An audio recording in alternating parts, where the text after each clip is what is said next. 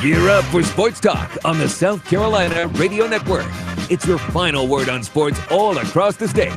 Be a part of tonight's show. Call us at 800-956-7266 or email talkback@sportstalksc.com. Now here are your hosts, Phil Kornbluth, Kevin McCrary, and Tom Hayes.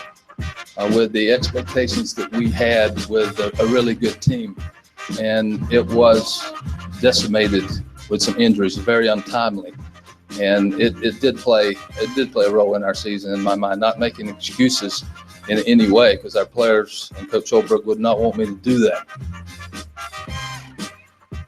And good evening, everyone. Welcome into Sports Talk, South Carolina Radio Network from downtown Columbia here on a Wednesday, where Ray Tanner just a couple hours ago met with the media over at Founders Park in Columbia to talk about the deed that has been done with Chad Holbrook and what's ahead. He really didn't want to talk too much about the firing of Chad Holbrook, insisting that it's a resignation.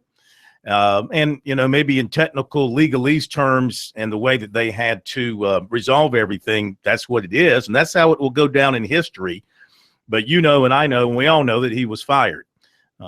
Chad Holbrook was not ready to resign his position after the season and meeting with the media. He wasn't ready to resign as coach when he was out recruiting in the last week.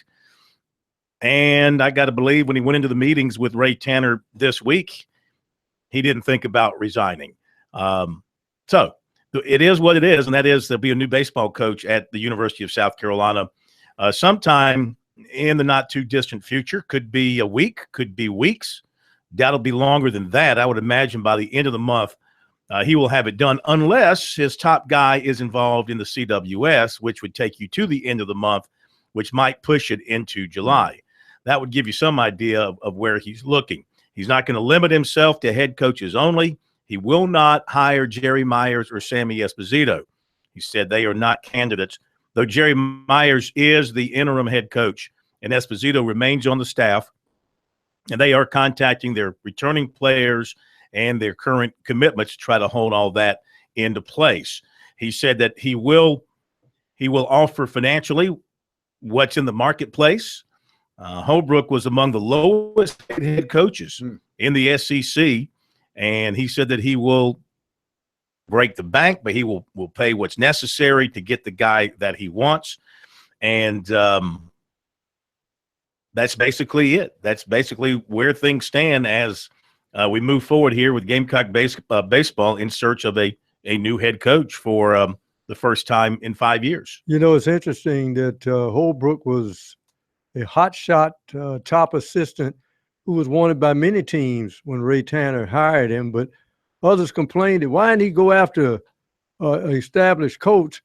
And now we see the two SEC jobs have already been filled by what? Top assistants. It'll be interesting to see where he goes, but this is a prime job in a state that produces a lot of good players who go on to into being good high school players and good college players.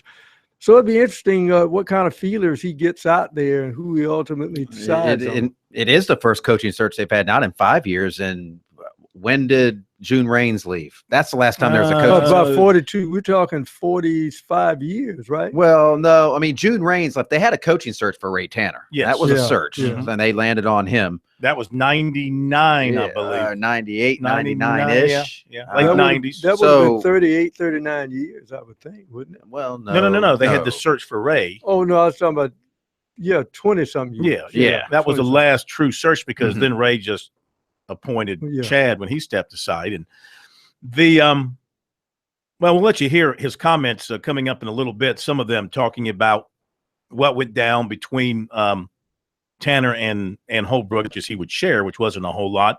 And then also his plans looking forward into what he wants to try to do in hiring the new coach. He is looking – look, he said he embraces the high expectations of the USC fans. So, the next guy who comes in, if he doesn't make the NCAA tournament, well, that won't be a good thing because the fans at South Carolina expect to make the NCAA tournament and expect to move through the NCAA tournament to super regionals and on to the College World Series. And he's not shying away from expecting that of the next guy that he hires. 97 was when Tanner took over the baseball program. So 20 years. Well, you know, it's interesting that we can all look back on it and say that Chad Holbrook jumped into what may have been a double whammy, and that is you're following a legend who won a couple of championships, and at a time, whether fans like it or not, it is tougher to make it in a regional now because so many teams now are looking at what has become, for some, call it or not, a revenue sport because baseball is becoming very popular. Well, I mean, they're throwing more money into it. I saw something that said South Carolina baseball was losing a ton of money. In fact, what's up with the expenditures? Their game day expenditures were over $1 million. Like one point, it was 2, I think. Yeah. Well, when you think about it, you know, first of all, they have an off-campus park, and they have a lot of security for every game. And they have those shuttle buses that they run for every game. I imagine that adds up over a season into extra expenses. Per game? That's game expenses. And also, no. That was total for the season. Well, and another thing somebody said is that the bonds were, you know, they have the bonds for the stadium. For the stadium. To build it, that maybe those are put in there because it's a 14-year deal. So you have to put that in there somewhere. But also the closest one to it was like $500,000. It was the Gamecocks were Texas A&M was the next one. I saw that. Also, don't they have to pay for the police to be out there control traffic? I'm sure they have to pay for all that kind of stuff, and maybe that's why theirs was so high. But anyway, we'll let you hear what Ray Tanner had to say. The other big story of the day nationally, and this came out of left field, Bob Stoops retiring as the head football coach at Oklahoma. 18 years. Nobody saw that coming. No. And everybody, of course, is stunned by that. Has there been any reason given? He hasn't had a press conference yet, has he? He released a statement. He said the regular things, Corn. He thinks it's time to move on. He's got a couple of boys who upcoming seniors in high school are good enough to be recruited athletes, and he wants to see them play their senior years. And he may be like Urban Meyer. It takes a year or two off and say, "Hold it, wait a minute, I got the itch again." Well, and this is super for him. But now you've got they moved to Lincoln Riley into the head coaching job. 33. Is that he was the guy? Are they calling him the interim head coach or the head coach? Head coach. He's the guy. Well, people marvel at his offensive skills, and we'll see what he is like as a head coach. And every great assistant turns out to be a great head coach, as we've seen. Yeah. But what about the recruits who have signed up to play for Bob Stoops? All of a sudden, here it is, the middle of the summer. You're either enrolled in school or getting ready to, and he's gone now. And maybe you're not a big Lincoln Riley. Maybe you're a defensive guy and you don't care about Lincoln Riley being your head coach. Well, you still have your defensive coaches there. Yeah, but Bob Stoops was your guy. Well, if you're a defensive guy, you might like his offense because at least he'll pass some points on the You board. commit to the school, Corn, not the coach. Well, that's what they say. That's what the school wants you to say. But you ask any athlete out there, and they'll tell you the number one thing is the relationships they build with their head coach. The three guys: the head coach, the recruiter, and if the recruiter is not the position coach, of course, the relationship you build with your position coach is huge. And I guess that's another feather in people who said that Ray Tanner didn't know what he was doing during the football coaching search. Why is he talking to this young guy? Well, that young guy is not a head coach. Oklahoma. Coach waiting at Oklahoma. Nobody has questioned the future of Lincoln Riley. People have marveled at him as an offensive coordinator at such a young age and working with the quarterbacks there at Oklahoma since he's been there. So it's all his now. We'll see how he can handle that. When we come back, we're going to bring you part one of Ray Tanner talking about letting go of Chad Holbrook today, and then we'll bring you part two, which is more about looking to the future and looking for his next baseball coach at USC. And your thoughts about all that's gone on. 800-956-7266, the number. Back in a moment.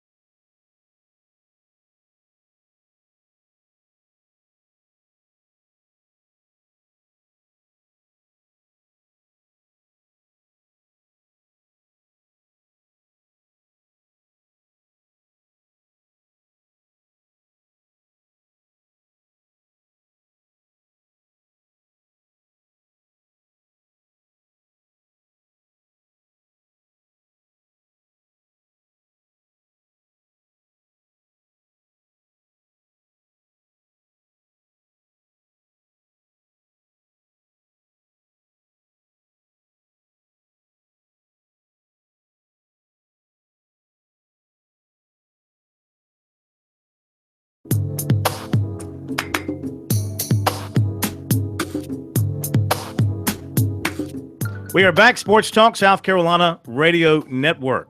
By the way, we were over at Founders Park today for the press conference. The first media event, this won't interest anybody, but I'll share it with you. First media event in the new media room that took all season to build at the USC, because they took the old media room and turned it into a player's lounge. And they built this room upstairs near the press box. Very, very nicely done. I can tell you, visiting media will be jealous, very impressed with what the local media has to deal with at USC. Very nice room and a lot of accoutrements and very comfortable in there from a media work standpoint. And it was in there today that Ray Tanner stood up on the little stage and opened up with a statement about Chad Holbrook and his time at USC, and then he went to some questions. We've pieced together this in a couple of different parts for you. First, talking about Holbrook, and then some questions about what went down between Tanner and Holbrook, and then our next segment when we play that will be with Tanner talking about moving forward with the search. So here's Ray Tanner, first of all, talking about having had Chad Holbrook at USC, who he first hired 9 years ago, and what it meant to have him in the program. 9 years ago, he joined forces with our staff. We had a tremendous amount of success, and we had a lot of fun along the way. He was instrumental in the role that he assumed, and we are personal friends. And I wanted to make mention of the way he has handled himself with tremendous integrity and character during his entire time here. I'm very grateful for that, and excited about the impact that he did make here and all the positive things that he brought to this program. Moving forward, Jerry Myers will assume the role right now as an interim head coach. Our staff is still intact. We are working on a recruiting class that obviously has concern at this time. And our current players, contact was made with them today and last night, and we'll continue to move forward in that capacity until a head coach is named. I know that I'll be asked about a timeline. There isn't a set timeline. I understand that there's a lot of activity in the summer with the amateur play that happens around the country and the recruiting that goes on.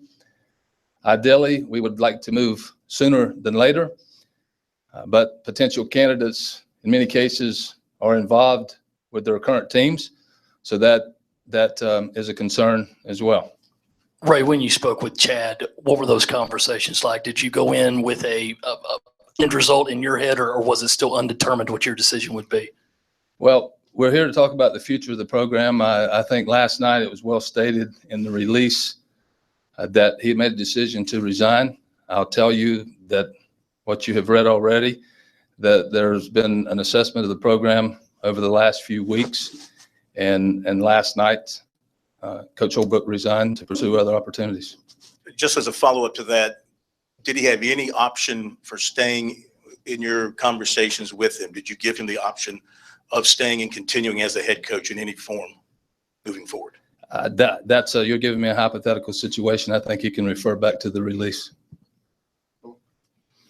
Two quick questions for you. In talking with Chad after the season, he didn't sound like anybody who was interested in resigning, and in fact, he'd been on the road recruiting up until you guys started meeting. Can you tell us what he said to you about why he is resigning from this job? Again, you're going back to a situation that has passed us, and I'm not going to address that question. I mean, you can't clarify firing versus resignation just to. We put out a release last night that he resigned. I think that says what it needs to say. And the other question is, in today's major college baseball world, it's like if a team misses the tournament, fans are getting upset and they're calling for coaches to be fired. Is that the new norm as you see it moving forward? I mean, you look at the South Carolina program as a program that should make the NCAA tournament every season? Well, it's interesting. I think that many of you in this room, you go back in time, college baseball programs didn't get their scores in the newspaper. You never got mentioned on the 11 o'clock news about what your score was. And now that has changed. I think the emphasis throughout the country in college baseball from athletic directors and presidents or at a place that's never been before, the attention is great. A lot of programs have expectations of playing in the postseason. I will tell you this, I've said it many times, I embrace that. Our fan base is tremendous. We got a beautiful place to play.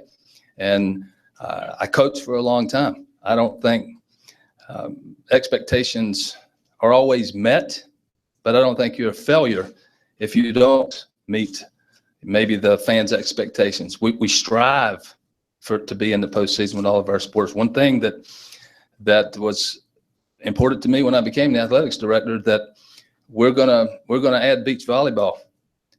Are we going to do it at a level that we can get to the postseason? Are we going to do the things we need to do in all of our sports? And we have tried to do that. We've had some success doing that. And maybe sometimes it's unfair, but I think it is part of the conversation that we're all trying to get to the postseason. It doesn't matter what sport it is, that you're trying to get an opportunity to play at the end of the year.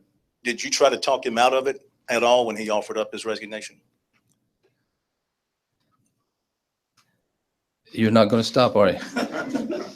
Let's go back to the release. Well, no, You're giving me a hypothetical situation. No. There was an assessment. It was not hypothetical. And I'm gonna stick to your release said he resigned. Correct. So my question is, did you try to talk him out of it? I will share with you that we've had numerous conversations concerning the assessment of the program, and I will not share any of that with you. All right, look, I was not trying to be a jerk. You're such a No, I'm serious. I was not trying. I think you know, I was not trying to be a jerk. I respect Ray Tanner as much as anybody that we cover in the sports world here in South Carolina have from the very beginning he came to South Carolina, and do so now. But I mean, we represent Gamecock issue, or we represent the Gamecock fans who want to know. And I know there's some who want to bury their head and could care less. It's just a word, resignation or firing. And to me, it just it seems funny. That's all. And I felt like the issue needed to be pressed as hard as it could be to see if we could. Well, I mean, he was never going to back away from saying, resignation. That was it. But I wasn't buying it when they put the release out. I wasn't buying it when he was saying it. And I don't buy it now. But I also understand, as an athletic director, you have to word things a certain way. And as a coach losing your job, you have to accept things in a certain way so that both sides can save face. It looks better on your resume. I get that. It looks better on your resume to have resignation written next to it instead of being fired. But, I'm a black and white guy with a very small brain, and I like things simple. Well, it's that euphemism. It can't be simple because, as I said to you yesterday, there was not going to be enough for him to say, Chad, stay on. It would have had to include a contract extension. How is he going to recruit? Look what Radakovich did with Brownell. Look what Radakovich did with Brownell. He gave him a contract. He extended his contract with no extra money, all for show, because we know if they don't produce this year, in all likelihood, they're going to make a change up there. So he's not losing anything financially. You could have done the same thing if you felt like Holbrook was the guy to lead you into the future. I don't think that finance had anything to do with it. I think it had everything to do with recruiting. Because if I'm a kid out there, people will tell me what his contract is like. Well, I'm not interested in going there because he's not going to be there by the time I get there. So I think he was between a rock and a hard place. Either he stays on with an extension or he leaves and you start from scratch. It was so toxic. It really was. It would have been a season where he had to make a big run, or it would have been more the same. So maybe at the end of the day, the best for both parties. Well, okay. We'll see who the next guy is, and if he's able to meet the standards and meet the expectations and make everybody happy. We'll be back in a moment.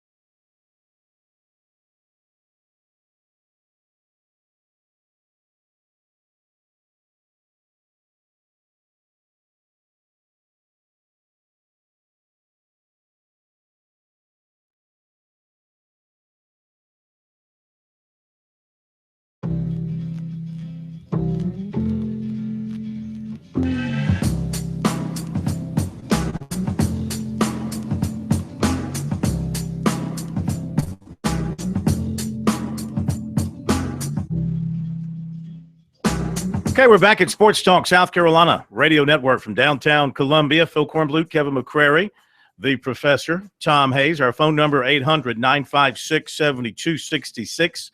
If you'd like to join in, email talkback@sportstalksc.com, on Twitter @SportsTalkSC. Tonight's another SC Wild night. Captain Billy Downer, who took a lot of good phone calls from you last Wednesday. He'll be back in here at 7:30. He's not a candidate for the baseball coaching job at the Citadel, but I can tell you that Landon Powell, the former USC catcher, interviewed today, and the coach, East Tennessee State, Tony Skoll, former Bulldog standout, played on the World Series team. He's interviewed, and Elton Pollock from Presbyterian interviewed. This, according to Jeff Hartzell. Also, I can tell you from a source that the Citadel has contacted a former Liberty head coach and former USC assistant Jim Toman to potentially meeting to talk about the job. Toman, you might recall, was surprisingly fired after last season and did not coach anywhere this season, as far as I know. And so, that could be a possibility for the Citadel as well. So we'll see if anything comes of that. So we know of 3, and there is a possible 4th in Jim Toman there with Citadel. We'll let you hear more from Ray Tanner about the search he is now conducting to find the new baseball coach at South Carolina. That's coming up in a few minutes. Plus recruiting. Let's take some phone calls. Couple lines open. 800-956-7266, talking about the changeover at USC. Also, of course, Bob Stoops stepping down at Oklahoma, big story nationally. Let's go to Delvin in Fountain Inn. First up tonight. Welcome in, Delvin. How are you? How you guys doing? Good, sir. Yeah, what do you think about the names already sprinkled out, like Jim Schlossnagle and Brian O'Connor at Virginia, and I think Mike Cavelli at South Alabama, names like that. Even Monday Leland came up. Yeah, it's right now there are a bunch of names. Mark Calvey's at South Mark Alabama. Calvey, yeah. Mark Calvey. That one would be rich. I think that would be hilarious if Mark ended up a guy that spent his entire career at South Carolina having fans scream at him that they wanted him fired until including the season they won the College World Series. Clemson beat them 17-2 in Columbia, and fans wanted his head on a stake. They won the College World Series. He bounced and went to South Alabama, did pretty well. That would be pretty interesting. I don't think that would keep him from coming back. Yeah. But I'm sure he hasn't forgotten that, because he was treated very unfairly by a certain segment of the fan base, I guess a very vocal segment of the fan base. Yeah, there's a lot of names already been put out there, of course, all established winning coaches. I've seen the coach from Wake Forest name mentioned out there. Anybody who's got a team in the super regionals or has had a hot program for years is going to be on a list. I don't know where these people come up with these lists and just, name after name and call them candidates. You're not a candidate.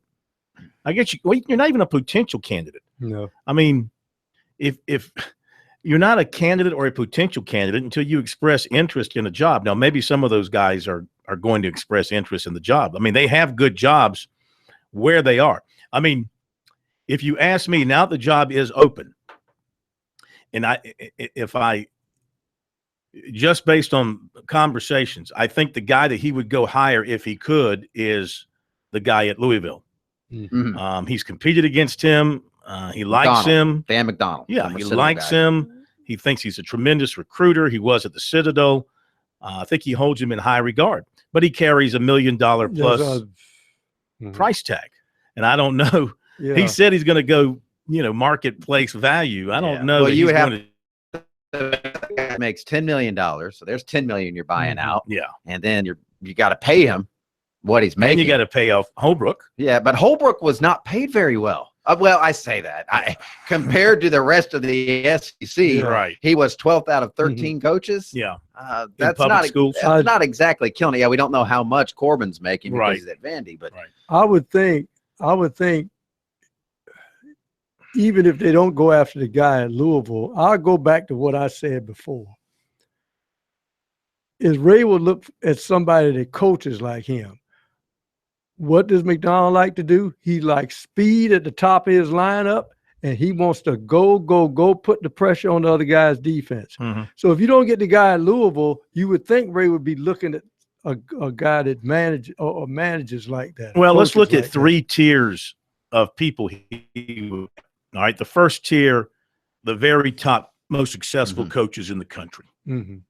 Okay, who Just can done you it for about not 5 who can you years. get, but who can you get to be interested in you among the top, the elite, highest paid coaches in the country, number one. And he would be one of those. And then you would throw Corbin in there. Certainly. You would throw Sully in down at but Florida. remember, he just signed a contract last year. Who's this? Sully, Kevin O'Sullivan, multi-year contract, I think close to 10 years too. These baseball contracts are bigger than football contracts. He's making over $1 million per. Yeah. So, and people say he's not happy down at Florida. I think that's overstated. I've heard that several that's years. What happened He's with the still Clemson there. job. And it's not an extension too. Yeah. Clemson thought they could get him too. And A, he wasn't going to go replace his mentor who had an unceremonious exit there. And B, he's got a national power at Florida every year. They're in the mix. He's well paid. Now people talk about how many fans are showing up. I don't think coaches leave just to have more fans in the stands. They'd always like to have more people out there, but I really think that Tim Corbin might be in play. I don't know his contractual situation at Vanderbilt. Now he's still tied up with his team. Of course, they're going out to Oregon State. But as I pointed out earlier in the week in talking about all this, he loves the state of South Carolina. He and Ray are friends. They talk. His wife is from South Carolina, a member of the Blott family, so he's got strong ties to the state that way. He coached at Presbyterian, head coach, assistant coach at Clemson all those years. He knows the state in recruiting, etc. His name is golden.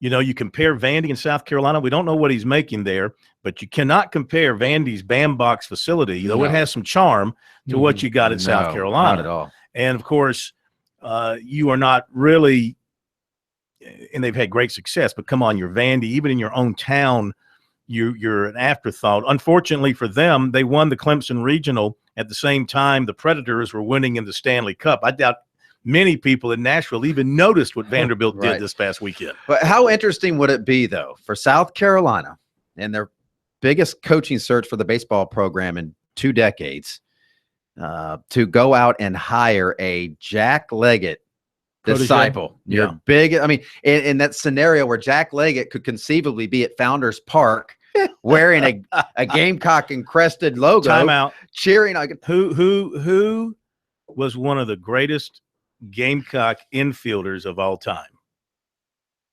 Wingo? Yes. Where did his father play? Clemson. What colors did his father put on when he came to Columbia? He put on the garnet and black. You damn right. But black.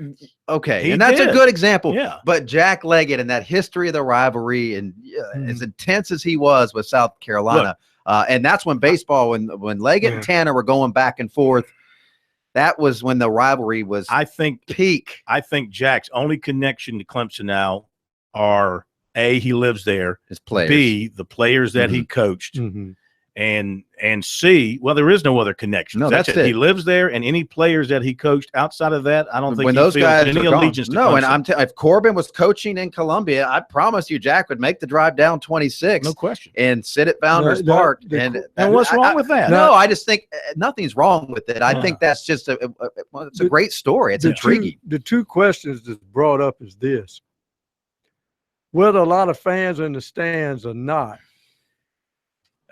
It's a weird thing to see that Corbin has has used Vanderbilt's high academics to build a pretty good ring of pitching staffs. It's almost like he's telling, look, you got a great education and you'll go to the majors if you come here. Yeah. And then, of course, what about, nobody asks about age, I guess, in baseball, but that has to be brought up, shouldn't it? Well, he's 58, but he's a lot younger than that in terms of his health. Yeah, I understand he boxes. Back in a moment.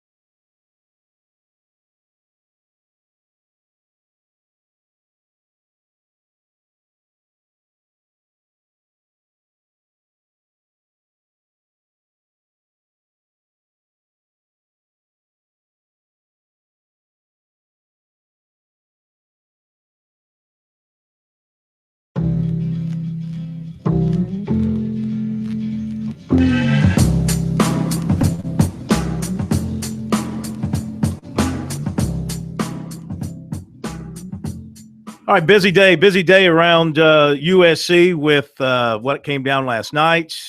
And I got to admit, I was surprised. I rode by the park last night, did some searching of the vehicles, did not go inside the facility, didn't want to go that far, wasn't leaning into any windows, looking under any doors as we used to do during basketball. Well, actually, searches. on the level of creepy things, I mean, you do call teenage boys. Yes, I do. Right throughout the night. Yes. So I guess stalking Founders Park for Ray Tanner and Chad Holbrook's cars isn't the creepiest thing you do on a daily basis. So when I saw Tanner's car in the lot, I figured something was up. I did not expect the firing, though. I thought that we were going to have an announcement today that he was sticking with him, that he was his guy, and this was a hiccup season, and he feels good about it moving forward. So count me in the group that was surprised about it. So we heard earlier what we could hear from Tanner about what went on in the discussions between Holbrook and Tanner. Now, and he wanted to keep moving forward. He wanted to look forward to the next era and the search for the new coach. So let's pick it up there as the questioning resumed, looking down the road toward what's ahead. Coach Tanner, what are you looking for in a baseball coach to lead this program? Maybe to follow up what I just said, a coach that is much like the ones that have been here in the past, coaches that embrace this tradition, embrace our fan base, embrace the expectations, embrace a wonderful atmosphere here at Founders Park with opportunities galore to compete at a high level. And you always hear people talk about the cliche of someone who fits. And I think that can be used broadly, but someone that understands our culture and maybe has experienced it in one way or another, being in this region or in the Southeast. That's not to say that we're limited by the geography, but someone that certainly understands what Carolina baseball and the brand is about. There have been a lot of big baseball salary increases here for head coaches. Do you have a number that you're comfortable with, or are there financial restrictions when it comes to hiring a head baseball coach here? I wish I had started coaching at a time that it is like it is today, but it is, very impressive that the salaries that are throughout the country in collegiate baseball. But no, we're going to be in the marketplace, for a head coach, and I'm not going to stand here and tell you that it's unlimited, but we'll certainly be competitive in the marketplace. Going forward, looking for a new coach, your background, how unique is that in your position as opposed to some ADs who haven't been in a dugout? Well, we will not be hiring a search firm. So I think that, I haven't lost the connections maybe that I've had over the years, and being part of the NCAA selection committee has enhanced that in a lot of ways. I did have a lot of coaches and some athletic directors call me throughout the season telling me how good their teams were as we were starting to pick the teams. But I feel like that, that is a little bit of an advantage, with the relationships that I have created over the years as we pursue hiring a new coach as soon as possible. Coach Tanner, what are you looking for in a baseball coach to lead this program?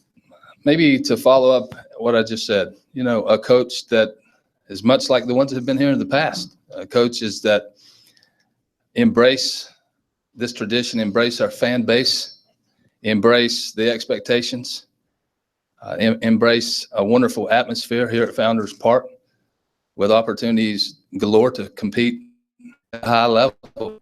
And you always hear people talk about the cliche of someone who fits. And I think that can be used broadly, but someone that understands our culture and maybe has experienced it in one way or another, being in this region or in the Southeast.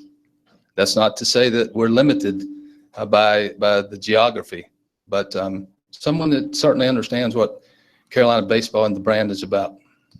Ray, as you conduct your research, are you going to be looking primarily at head coaches at Power 5 schools, someone who's been to the College World Series? And also, you already addressed it somewhat, just how challenging the past 2 weeks have been.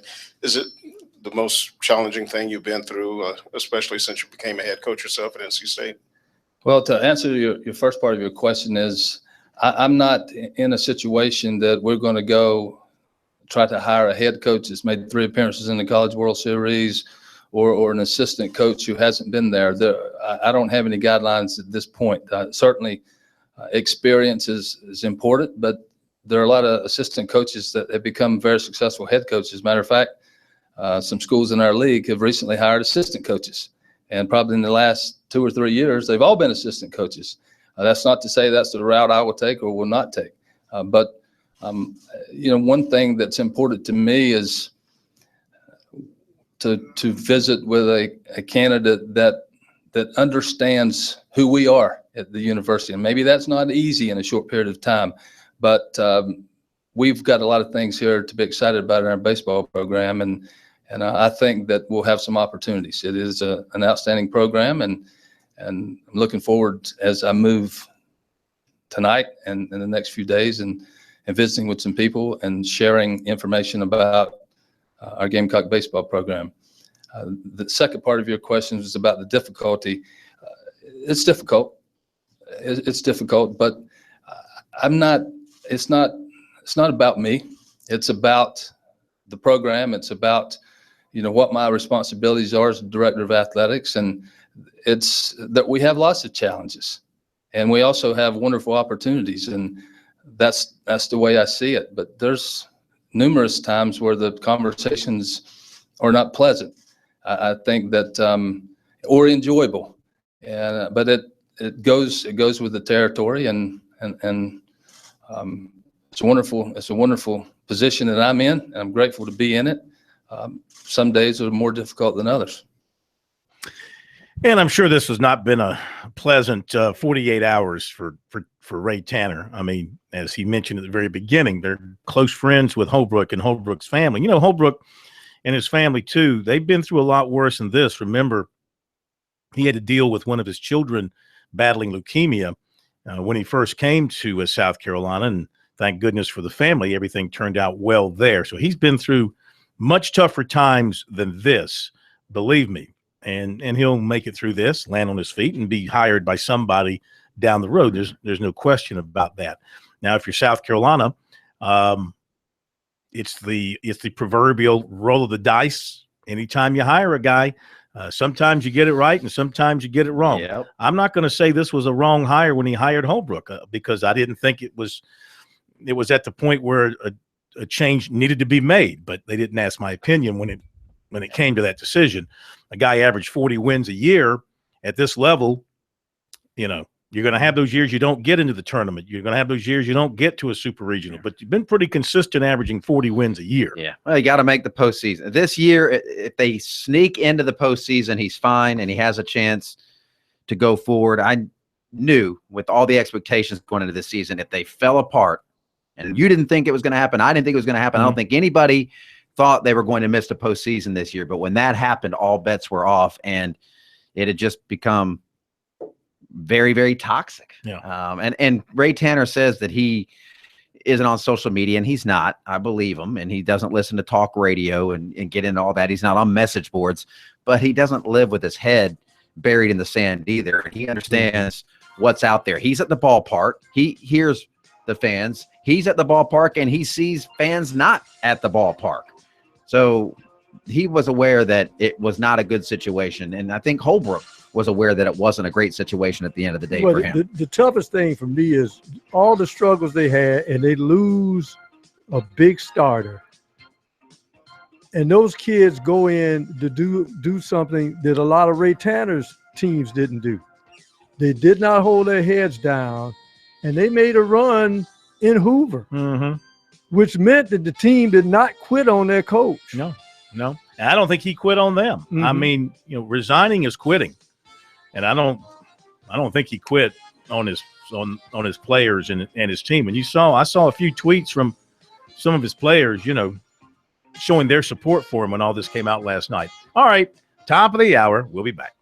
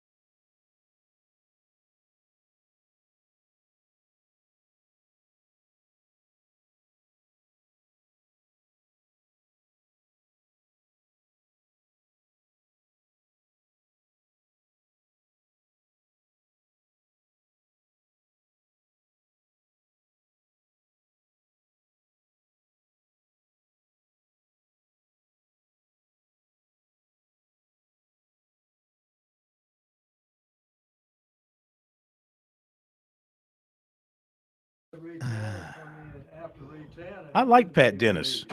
That, you know what, the Citadel should have never fired Pat Dennis as basketball coach. Yeah. I stand. Hold down for a second. Let me get this done.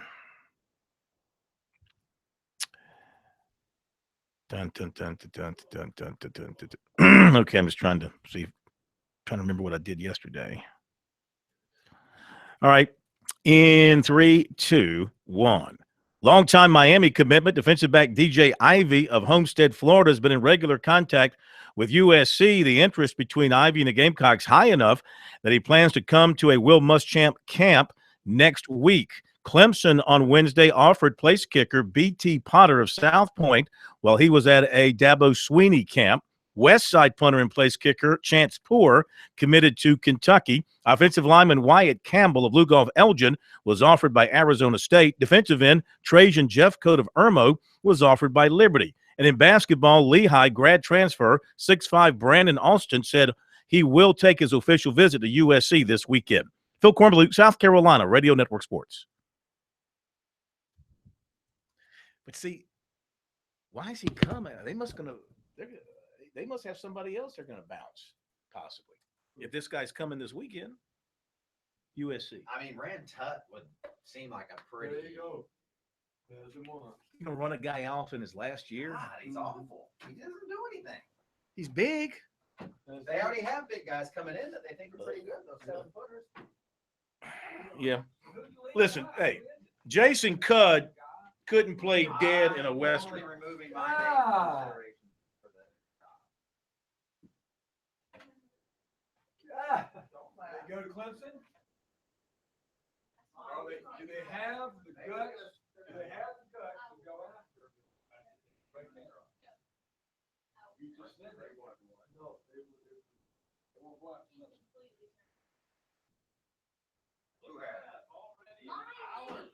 What do you mean he's turning around?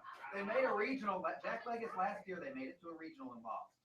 So what's happened in the first 2 years under Monty Lee? We're positive direction. They lost 14 in the last 24 games. They look good. They went 0-2 in the ACC tournament. 0-2 in barbecue. If that happened with Jack Leggett, they would have been ready to run him out of Dodge. They were ready for the You know what? I think tomorrow night it's time for a visit from Jack Leggett. You know why? Because South Carolina was winning.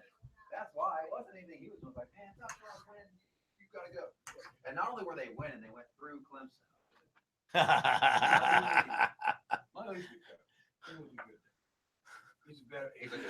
Now, he better get out of the regional next year. Yeah. Let them lose another home regional and then see how much people like it. There was already some people grumbling there on their way. Get into Carolina, you really hear them grumbling.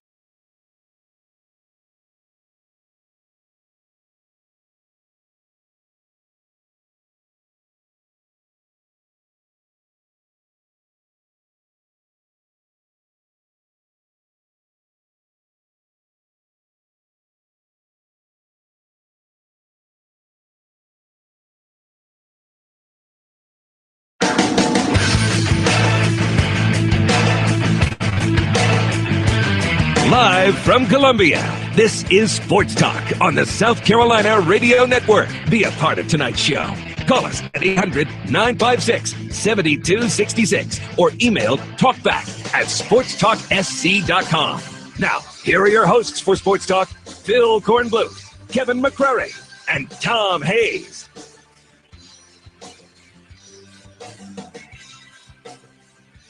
All right, we're back. Sports Talk, South Carolina Radio Network, 800-956-7266 is the phone number.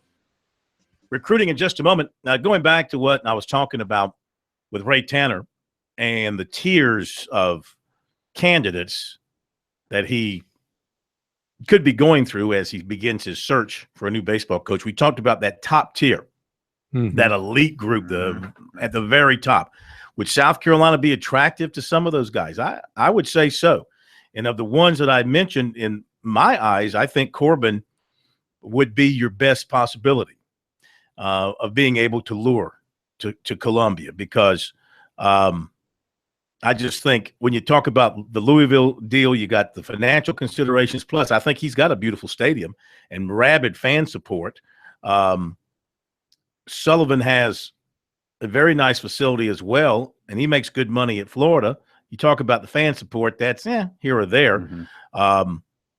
Yeah, I think that Corbin's probably got the worst of the facilities from that standpoint, though they do have a nice new baseball office building down their third baseline. But, if you've been to Vandy, you know that within 30 seconds, you can be in all three of their major facilities. You can leave the football stadium, go over and walk into the basketball gym, and then be in the baseball field. And within 30 seconds, they're all. And then another 30 seconds, you can be having a drink somewhere. Yeah, you're in Nashville. On Broadway. You're in Nashville. Well, that's true now. He does love Nashville. No, that would be. That's the key. That's a great spell. Yeah. Then you go to your next level, which would be your guys who are the up and comers who are just kind of breaking that ceiling and becoming winners, like the guy at Wake Forest who's gotten his team into the tournament 2 years in a row now. Now he's in a super regional. He would be in that category, for example.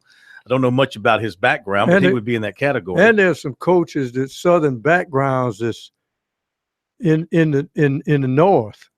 I mean, there are couple of Southern coaches. That's You got the Big coach at Ten. Michigan. You got the coach at Michigan who has ties to the state. And Indiana. And let's don't forget, of course, as we've been reminded by the bad boy, Gary Gilmore at Coastal Carolina. I mean, he's still, until the end of June, he's still the reigning national champion coach. Even though he's not participating in defending it now, he is still the reigning national champion coach. I mean, Gary Gilmore has a phenomenal record. Of course, strong ties to the state of South Carolina, is a highly regarded X's and O's guy, and as tough as they come. Tough he's as they been there come. 22 seasons at Coastal And he was Carolina. at Aiken before that. Yeah. So, I mean, his he's career has around. been in our state. And I think this whole thing, if people say, oh, I don't want to hire a guy that's in his 50s, people have to get past how old somebody is. Lincoln Riley's 33. We are really about 5 years away from hiring a teenager now to coach a team. He's a junior in high school. He's ready. This guy really understands the game. I don't understand. If you're in your 60s, you could conceivably still coach another 10 years. I mean, people are living longer and longer, and there's a lot of. That's right. But I mean, there's some guys out there that are 49 that shocks you. Thad Matta, I had no idea the guy was 49. Because he looked 70. I thought he was 150 at least. Yeah, this is true. And so you have that tier, and then you got your tier of your mid-major guys who are doing well and your assistant coaches who are hot commodities. Tennessee just hired an assistant coach. Auburn just hired an assistant coach. They're going that route.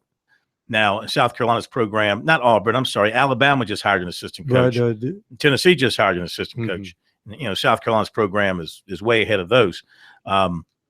You just don't want to fall in that situation where every 3-4 years now you're having a coaching search like they've had at Alabama and Tennessee and Auburn over the years. And Ray, this hire is extremely important to the future history of USC baseball. You're either gonna hit it big here, and he's gonna bring in a coach that's gonna win regionals and super regionals and get them to Omaha, or I don't know. It's so hard to say.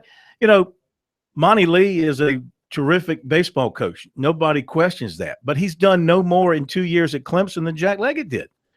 I mean, in terms of the bottom line result, it's the honeymoon he's period, done nothing more. And this is not a knock at him. It's hard to win regionals, even at home. Yes. That's why you see so many home teams lose regionals. It's hard to get through a super regional. The grind of the baseball season and the setup of the postseason, it might be the toughest in all of college sports. You get to the Final Four in basketball by winning 4 games. You win a national championship by winning 6 games. Okay. Well, in baseball, winning 4 games, you can get to a super by winning 3 games. But then you still have to win 2 more games. That's 5. To win a national championship, you still then have to win, I think, 5 more games. And then you got to have some pitching. If you don't lose any, that's assuming you don't fall into the loser's bracket. Fall into the loser's bracket, and man, it's tough. So you're bringing up the interesting question now, because Ray Tanner, obviously a former baseball coach. He's won championships. So you would think, but the fans will still be on him. Here we go again. Do you find the best guy wherever he is? Or do you have to win the press conference, as they always say? How can Louisville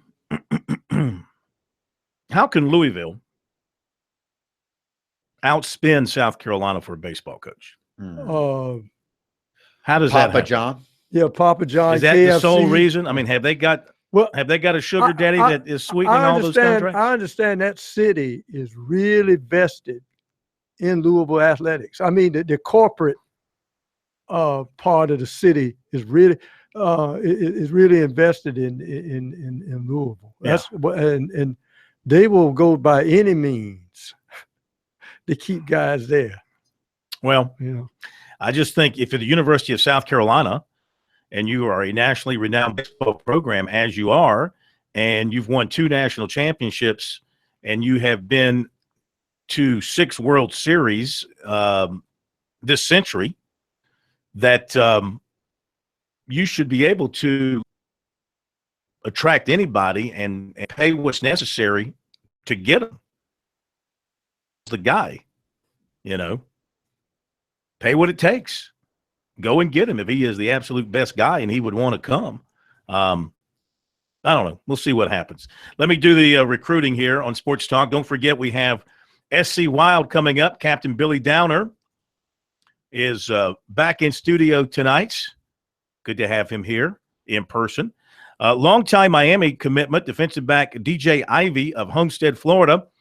Been in regular contact with USC's Will Muschamp and Travaris Robinson. The interest is high enough that he plans to come to a Muschamp camp next week, June 14 through 16. He is still a Hurricane commitment, but he wants to see what the Gamecocks and others have to offer. He said the Gamecocks seem to be pretty serious, and they're telling him that the team at South Carolina is going to become very good in future years. He's never been to USC. As far as his commitment to Miami, Ivy says that it's still pretty solid, but he is going to look around. Georgia, Auburn, and Kentucky, he named as other possible summer stops. He said Miami is still recruiting him hard. He only played in 2 full games last season because of a high ankle sprain suffered in week 3. Tried to come back, but his coaches told him to sit out the rest of the season. Clemson offered today place kicker B.T. Potter of South Point. He was there for a camp. Defensive back receiver Bryce Thompson of Dutch Fork was at USC today for a camp. He's a Virginia Tech commitment.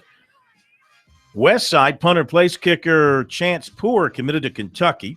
Offensive lineman Wyatt Campbell of Lugoff Elgin was offered by Arizona State. Defensive end Trajan Jeffcoat of Irma was offered by Liberty. Basketball 6'5" Lehigh grad transfer Brandon Austin said last night his official to USC is still on for this weekend. And 6'4" Sharon Wright Jr., a Wake Forest commit, announced that he'll transfer from West Florence to Legacy Charter in Greenville. We'll be right back.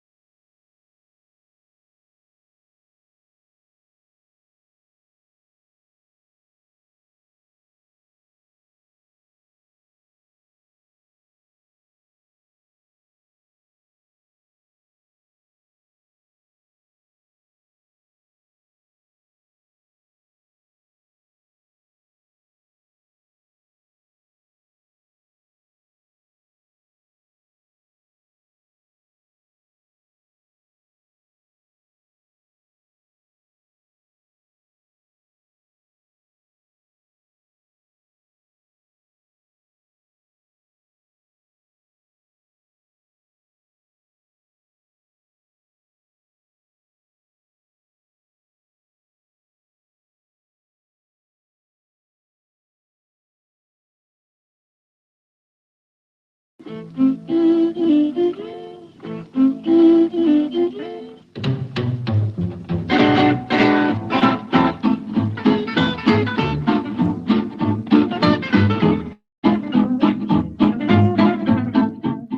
right, coming up in a few minutes, it'll be SC Wild. Captain Downer is here. Looking forward to that. If you have a question about the great outdoors here in South Carolina, you can give us a call at 800-956-7266. You can also email your question, talkback at sportstalksc.com, or on Twitter at SportsTalkSC. He's coming up at the bottom of the hour.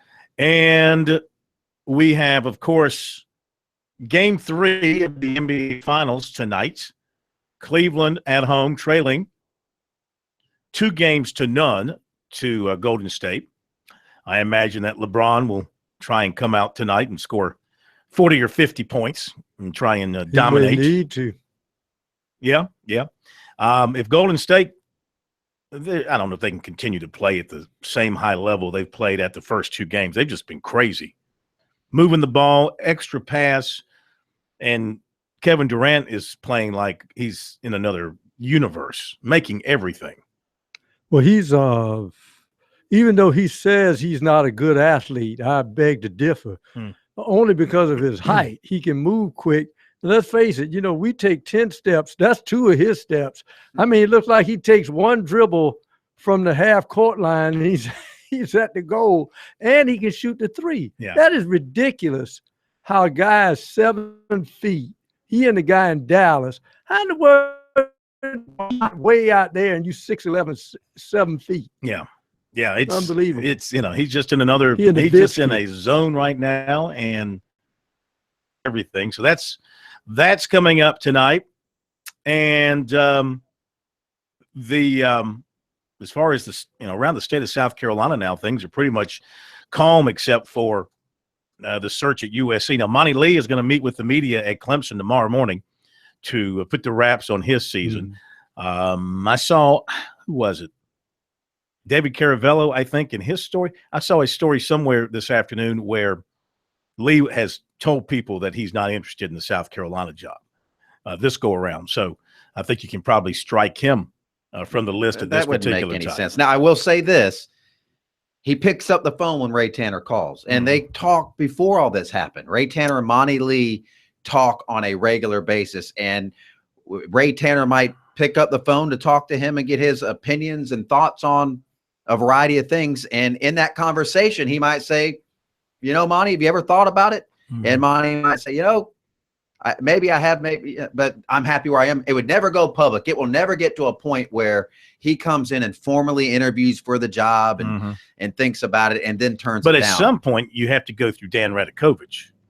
Some point, he's got to pick up the phone and go, "Hey, Dan, I sure would love to talk to Monty about my job." He doesn't do that. No, they talk if it got serious. Well, that's what I'm talking about. But I don't think – I think at that point, it'd be like, "Hey, Dan, I'm leaving." I thought you did that. No, I'm talking about Ray. Ray's got to pick up the phone and call Dan. That doesn't happen. That happens at the end. You don't think that happens? Yeah, I thought they'd pick up the phone after and already talk to him. We're offering your guy. That whole we request permission to talk, that doesn't happen anymore. I mean, that's I know like it comes the old medieval times when you challenge somebody to a duel. It doesn't happen now. You just throw down. Okay. Well, we'll see what happens with that. Couple of other things I wanted to mention here this afternoon. From Coastal Carolina, outfielder Corey Woods was named to the collegiate baseball freshman All-American team. Did I miss the locals? I didn't see anybody else. Did you look over that list? Baseball America's freshman, collegiate baseball freshman All-American team. I didn't see anybody else from South Carolina, from the state of South Carolina, on that list. I went through it a couple of times, but he was the only one. Maybe I'm missing somebody, but I did not see them. So a note there from Coastal. Former USC pitcher Sam Dyson was traded last night by the Rangers to the Giants for cash and a player to be named. Well, I'm sorry, Sam, but I'm never going to pull for you. Well, he had been designated for assignment. He has struggled this year. Thus far, in 16 2/3 innings, he's allowed 23 runs on 31 hits, and he's walked 12. So it's kind of gotten away from him. That happened in the postseason last year. Didn't he give up a big homer? in a playoff game. Yeah, he's last also year. given up 6 homers this year. So, yeah, he is now out on the West Coast. And let's see, this Ole Miss situation is growing darker and darker. Yes. With the investigation unfolding there. Now we're talking about some things related to a test score fraud. Do you see this? 10 former or current staffers, including Hugh Freeze, called out by name among 21 allegations that could end up really damaging the Ole Miss football program. There are 8 new allegations from the NCAA added to the 13 original ones released in 2016. Now, Ole Miss is making arguments in defense of Freeze and his compliance procedures. The NCAA is citing Freeze for violation of head coach responsibility legislation in 11 of the 21 allegations. Freeze could be the first FBS coach suspended for all or part of a season resulting from a new rule that is less than 4 years old. The NCAA added he could be slapped with a show cause order, which could follow him beyond employment at Ole Miss. So this is really getting nasty there at Ole Miss, and this is what happens when you become too good too quickly. fast. Yeah, Start bringing in People top start recruiting classes, and guys start leaking text messages that they're getting money. And There- guys there having is videos in the really, I mean, draft. there's a whole heck of a lot of smoke down there Well, in Oxford, Mississippi. Here's one of the allegations: is former football ops director David Saunders and former assistant coach Chris Vaughn. They're accused of arranging fraudulent exam scores for 3 recruits. Ooh. Really, it doesn't get any worse than that, except when you have a place where you make up classes and make up grades and stay eligible that way. But that's a whole nother university under scrutiny to the north. And the recruiting coordinator there, isn't it Kiffin's brother? Yes, I think it is. So anyway, the NCAA said Ole Miss players practiced, competed, and received athletically related financial aid while ineligible in 2010. That was while Houston Nutt was the coach. One player was alleged to have competed while ineligible in 2011, 12, and 13 as well. So now thinking about the North Carolina situation, where they are defending themselves by saying it's not up to the NCAA to deal with academic issues. Now here's Ole Miss dealing with an academic issue in some degree. And there are other allegations here too. You have an allegation of a bag man delivering money to potential recruits at Ole Miss as well. That's not the case at North Carolina. But their defense at North Carolina is, hey, listen, this is not under the NCAA's jurisdiction. The fact that our school, that our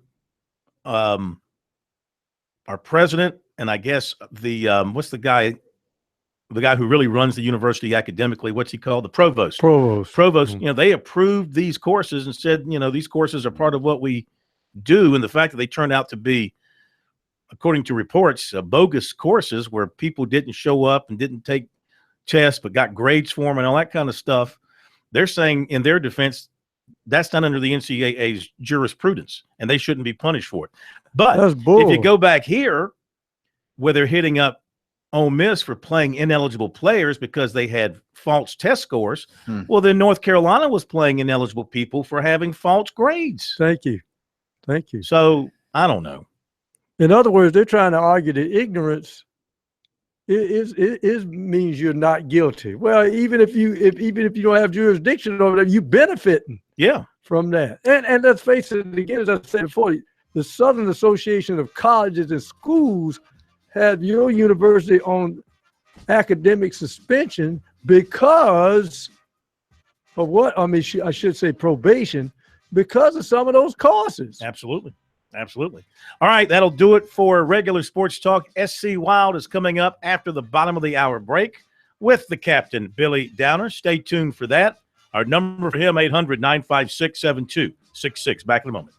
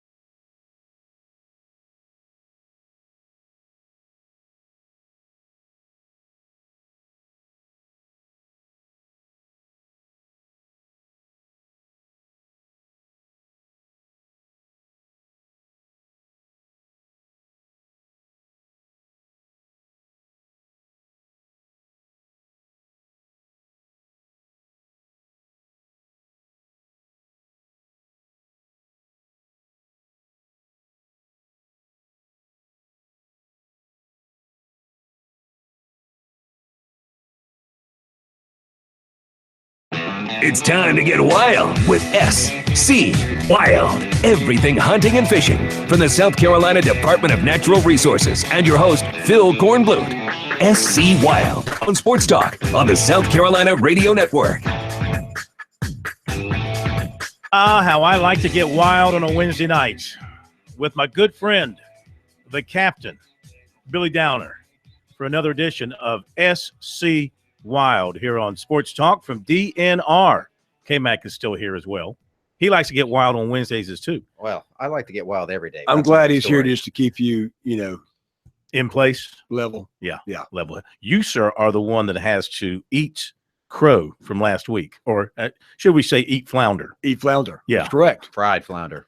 Yes, I got corrected the day after. We had a question last week, so in proper fashion, I will come back and we'll make a retraction. Okay. Shall we say? All right. Last week, you may remember we had a caller who asked if there was a difference between a flounder and a fluke. And the wonderful K-Mac has said that Downer made a fluke. So here we go. We proceeded to describe flukes as invertebrates and pretty much wrote the question off. And then I got an email from one of my coworkers at DNR from our Marine Resources Center, Phil Mayer, and he informed me this. So I'm going to read his email. He said, y'all must have been thinking the caller was nuts who asked the difference between a fluke and a flounder. Y'all answered it well about the small invertebrate fluke. He said, but there's more to the story, and I thought you might be interested. The caller must be a transplant from the Northeast, i.e. New York, New Jersey, Delaware, et cetera. In that area, they call the predatory flatfish with larger teeth a fluke. Technically, it is a different species, but you would recognize it as what we call a flounder in South Carolina. So he said, they catch fluke in the summer, just like we do here in South Carolina, as flounder. During winter, they have another popular flatfish that they call a flounder. You would recognize it as different for its smaller size and much smaller mouth. It's usually caught fishing with clam or worm. It doesn't eat fish like its more toothy cousin. So in the end, your Yankee caller, and he may not be a Yankee caller, but he may have heard this from someone from the north, was trying to ask about the difference between two flatfish unfamiliar to most in South Carolina. And now we're so I'm going to to use the excuses that it's a Yankee thing. So really, who cares? That was a northern thing. I'm not expecting to know that. I am glad we cleared that up. Now, before we get to your notes, I noticed this week down in Charleston a story that they captured a coyote on the base, the joint base down there in Charleston. Joint base Charleston. Yeah. And there was a picture. Yeah. They either captured him or they saw a coyote. Absolutely. Down there. So my question to you is, what's going on? Remember with the tagging and the capturing and trying to reduce the coyote. Well, remember crowd. We talked about this in the past. I know you're getting older. We talked about that. Yeah, I've heard y'all talk about age. Like, it is slipping up on you. So on who? You. And things may slip your mind. You are really about a year away from just being certifiably insane. So, I mean, like, you're just. You may not remember this. You're just. So let me help you. Treading water. You're not aging yourself. You're just I'm aging, but I'm way behind. He's easily confused. Anyway, go ahead. All right. We've talked about the population in Charleston, specifically, actually around down there at Patriots Point. Yes. Tremendous coyote population there. Where we've had some instances of human interaction there with coyotes, and they've been working on that for years now. So there's been coyotes in that area, so it's not surprising that they would catch a coyote on the base, on Joint Base Charleston, no doubt. As far as the tagging program, remember we talked about, we tagged, I think it was 4 coyotes in each region of the state.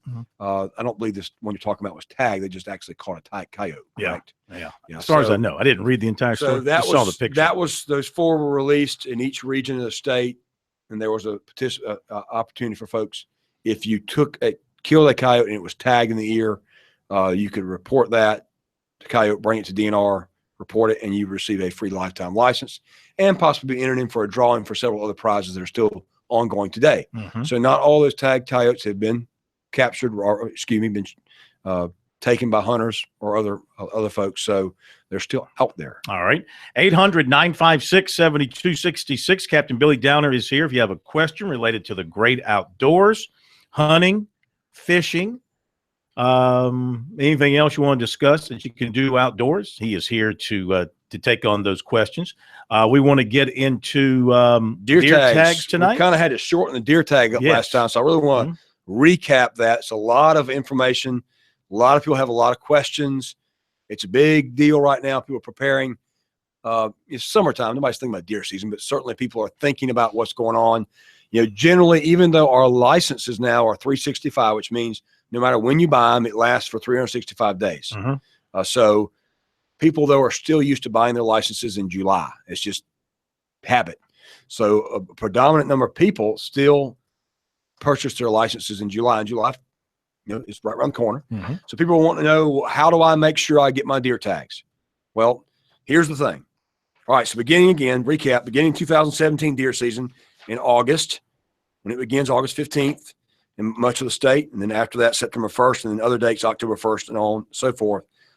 South Carolina hunters must tag any deer taken in the state, antlerless or antlered. In other words, does or bucks.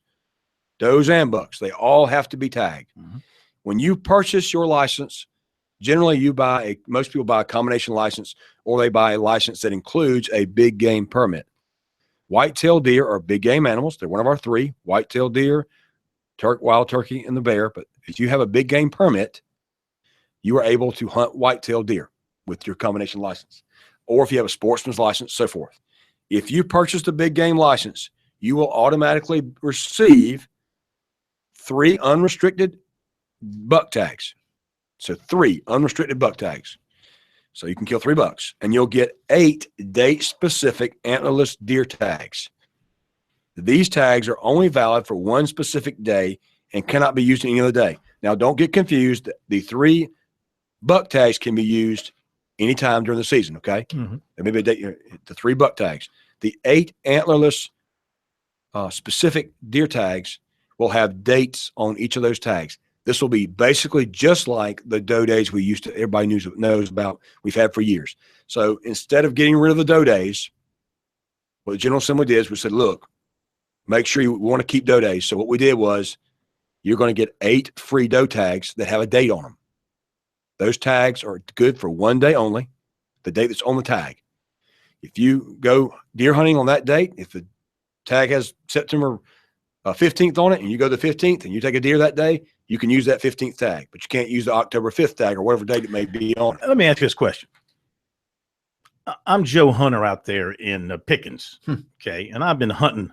Right, let's go Pickens. back. Come on down the state a little bit. Pickens is up in the mountain. Let's go back to normal. Not normal. All right, Greenwood. That's the wrong word. I'm in Greenwood. Come on down some more. We're still in the mountain region. I'm over in Orangeburg. Lawrence. All right. Well, okay. I'm hunting. Get down to the lower part. But here is state government coming in here with restricted this and date tag that, and just confusing the whole deal. No. When it comes to deer hunting. Now stop right there. Here we go. And I'm like, come on, guys, let me go out there and hunt. And take my deer. You're the last guy. That's an excellent point from a guy that's never hunted deer in his entire life. Season, literal open season. Really. I'm just the only thing you question. did was shoot a shotgun. Use whatever you want. Did you? I have an AR-15 that I ordered online. Listen, I'm going to go kill a deer. I've already been attacked today for asking questions. Here Don't continue the attack. My point I'm giving is, you the stare right now. Did you give him the opportunity to resign? My point is that are you getting complaints from people with all this legislation about tags and dated tags and when you can take this kind of deer and when you can't? The department went around to the entire state to had listing sessions for deer. So hunters were actually involved in this. Sportsmen were asked in the deal. The original behind this the main thing is we want all deer to be tagged. If you tag all the deer they're taking, then you control what's going on a little bit better as far as the state not controlling, but we can watch our population tendencies, see what's going on. You'll actually know how many deer are taken if you have tags and you know the number of tags, those kind of things. For an officer, from my standpoint as an officer, it makes it so much easier to enforce deer regulations because now you have a tag. The deer's not tagged, illegal deer. If it's tagged, legal deer. We had so many things across the state, so many different rules on WMAs and Forest Service and things. It was really confusing before. This is going to make it actually simpler. Okay. So after the break, if you'll let me finish, I will explain why this will be simple. All right. We'll be right back with Captain Billy Downer, Simpleton, going to explain it to us here. 800-956-7266 is our number if you have a question. Back in a moment.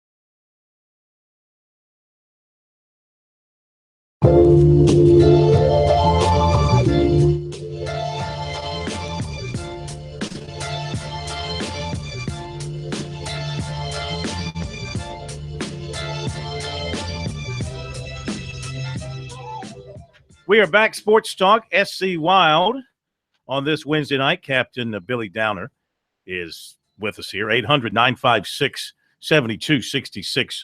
The number. Did you have? Did you want to? We have finish a caller. up? Clarify. We have a call because it's your show. Yeah. What would you like to do? We just had Captain? the argument over we could cut Phil off or not, Right, folks. So, right. So, Captain, what would you like to do next? let's talk to the call. Let's go to the phone. Answer this question. Go ahead, Captain. Go ahead. Introduce Michael. You there? From Andrews. Hey, Michael. How you doing? I'm doing well, thank you. What's your question? I've got a couple of questions.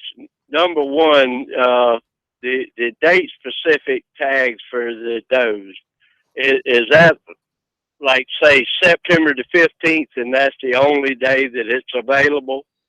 No, that was the example I'm using. I don't know what the dates will be. Probably very similar to what the doe days were. They will be set days. It won't be something you can choose. It'll actually be days on the tags, just like the doe days were. They were set days. That'll be the days. If it trends like they used to be, it'll be the Fridays or Saturdays, like it always has been. Okay, so it won't necessarily be, say, October the 3rd or October the 4th or just that particular day. Oh, it will be. Each tag will have a separate date. Yes. Does that make sense? So the tags, the 8 tags will be 8 different dates. It does, but in the work that I do, heck, I may have to work a 16-hour day that particular day. I understand that. So in addition to those, you'll still be able to buy. These are free. You get 3 free buck tags and 8 free doe day specific tags. Now then you'll have 4. You can still buy the 4 doe tags that you can use after September 15th on any date. Okay. For $5 each. You can still do that. And then you'll be able to buy 2 additional buck tags for $5 each should you want to kill more than 3 bucks. Okay. So you can end up killing 5 bucks and end up killing 12 does technically. Yeah. Well, generally, between my wife and I, we'll shoot 8 to 10 deer a year, and we eat a lot of deer meat.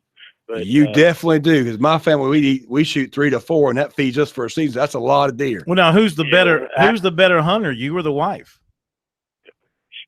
She's an excellent shot. I will tell you that, and I've got some daughters that are excellent shots also. So do I. Nothing wrong with a lady that hunts. Don't be afraid. No doubt about that. You can send us some deer jerky if you want. We'll eat that. Help you. I have one more question for you. Yes, sir. Go ahead. Generally, I bring my deer home and I butcher them myself, and I cut all the meat off the bone. Yes, sir. And I vacuum seal it, and then at the end of the year, I carry it to be made into hamburger or cube steak or whatever. And is there going to be a problem with me taking it to the processor then with no tags or whatnot? The tag, technically, if you take the tag off the deer, when you tag, the rule with the tag is going to be this: if you take the deer in the field, tag the deer in the field, you load it in your truck, take it home with you. If you're going to process it yourself, the tag's gone at that point. You don't need a tag anymore. If you're going to take the meat and you're going to take it off the bone and then take it to the processor to do that, just keep the tag in the cooler with you. No big deal. Well, it'll be nothing but meat. I understand that, but leave the tag with it, then there's no question. Okay. Pretty simple. Right. That's what I needed to know. That'd be easy peasy. That way there's no questions. You've got the tag with the deer still. You're in good shape. The fact that it's not through the meat won't be a big deal, but leave that tag till it gets to the processor, and then you're in good shape. All right. That way you wouldn't have any transportation issues whatsoever. That sounds good. But those are good questions. Thank you for calling in. Thank you. Thank you very much. Appreciate your phone call. Good stuff. So end of the day, you'll be able to take 17 deer under the new regulations, but they all have to be tagged. Mm-hmm. So you're going to get 3 free buck tags. You'll get 8 free date-specific doe tags, and then you have the ability to purchase 4 more doe tags at $5 each, like you always have been.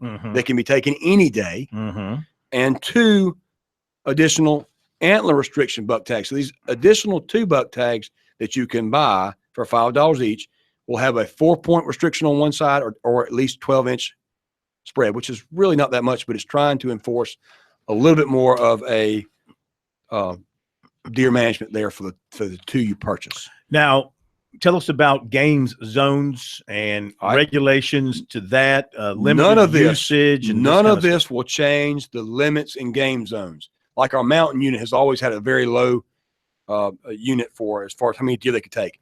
The tags are statewide, so they're for anybody. So let's say you lived in the mountain unit where you could only take a very 2 deer a year. Or I have to look. I don't remember exactly that. But let's say it was a low number, whatever your limit is up there for the mountain unit, which is restrictive because the population is very small up there. But you have sitting here 11 free tags. Well, you could go down to Clarendon County and hunt. Somebody that lives in Pickens doesn't necessarily mean they don't go down to Orangeburg or wherever else to hunt. So the tags are still valid anywhere in the state. They're not county specific, but there still are going to be, as far as your hunting game zones, there will be specific limits in those game zones. Okay. Let's talk about limits for a minute. People have asked that. How many can you take per day? 2 deer per day under this new regulation. You can take 2 deer per day. It's a daily limit of 2 for antler bucks or antlerless deer using the personal tags for residents and non-residents.